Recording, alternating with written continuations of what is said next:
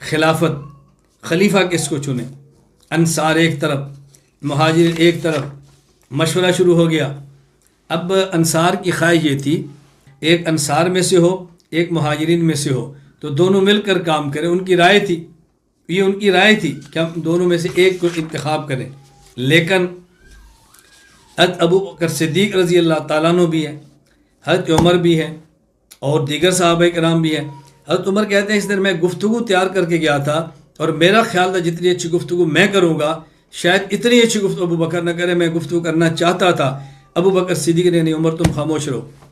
صحیح بخاری حدیث نمبر 3668، تم خاموش رہو۔ ابو بکر صدیق نے بات کی، انہوں نے کہا دیکھو انصار، ہم امراء تم وزراء، نحن الامراء وانتم الوزراء، ایسے کرو۔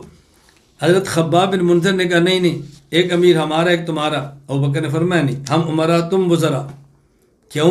ایک تو ہم مکہ مکرمہ کے جو عرب کے وسط میں ہے، نمبر 2 ہمارا جو نسب حسب ہے وہ بہت عالی ہے، قریش، عربہم احسنا۔ حضرت عمر نے بیعت کی، ابو عبیدہ نے بیعت کی، پھر سب نے بیعت کی، سب اس پہ متفق۔